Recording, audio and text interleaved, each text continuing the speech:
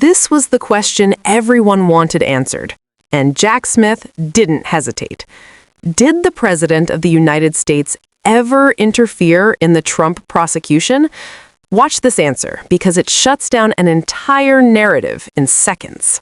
I yield back. Gentleman yields back. The gentleman from New York is recognized for 5 minutes. I would caution my friend from South Carolina and others against jumping into bed with Judge Cannon, who's been rebuked repeatedly by the 11th Circuit because she is completely lawless.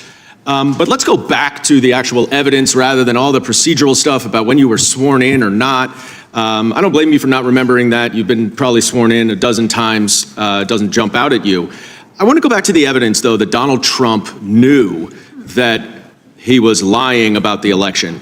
And I'd ask you to say, if you could, specifically, who gave evidence to you that supported your conclusion that he knew that he was lying? That came from a number of sources. It came from staff in the White House who talked to him and told him that his fraud claims were not true. It came from staff on his campaign who told him that. It came from members of the Department of Justice. It came from state officials who, when he tried to press them to do things in contravention of their oath, they refused to. They asked him for evidence and his co-conspirators, and they never provided it. Over and over again, the people who had who were best situated to know how the elections were conducted in these states, he either avoided contacting them or disregarded the clear debunkings that were provided to him, such as by the Georgia Secretary of State. Right, and I mean, that's a lot of evidence, but we know that his Attorney General at the time also concluded, quote, he knew well that he lost the election, Bill Barr, and yet he incited a riot on January 6th, and 4 of the brave officers who defended the Capitol and defended my colleagues on the other side of the aisle are here today. Not a single Republican member of this committee has recognized them or thanked them for their service, and I would like to do so today. Thank you, gentlemen. Now, my colleague from California referred to a couple statements from your former colleagues in Penn and the Eastern District about your impeccable reputation as an apolitical career politician.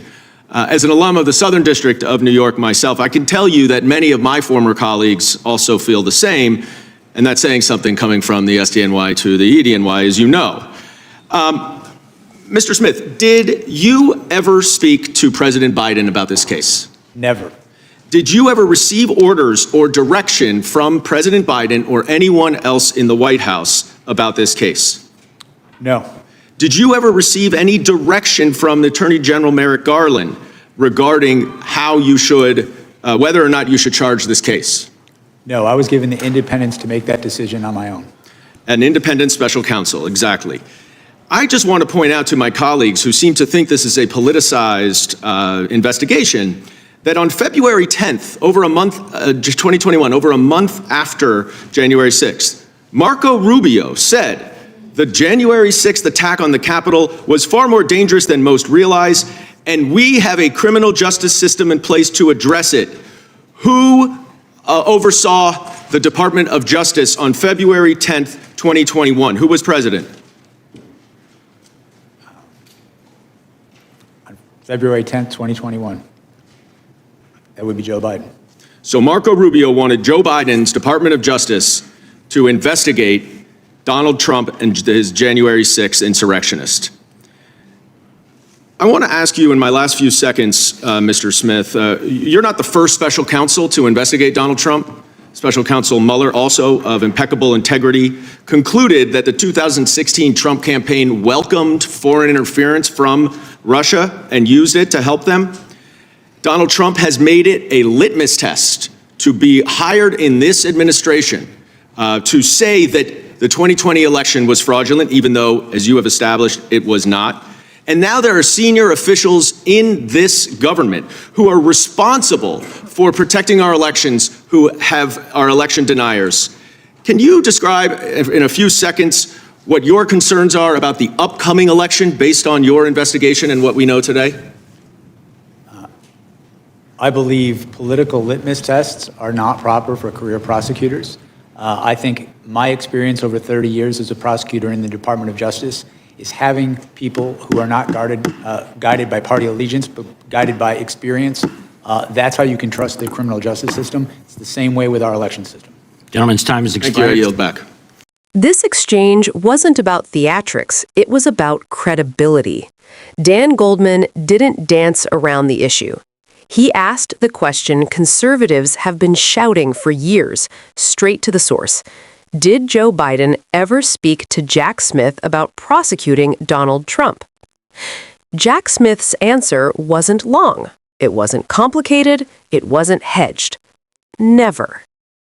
Then came the follow-up, just as direct. Did the White House ever give orders?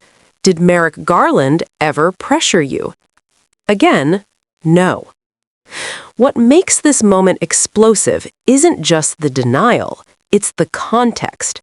Smith laid out on the record how Trump was told repeatedly that his fraud claims were false by his own aides, his campaign, his Justice Department, and state officials. This wasn't hearsay, it was testimony. And when critics claim the case was Biden-directed, this clip does something uncomfortable for them. It collapses the talking point in real time. No spin, no commentary needed. Just the question and the answer.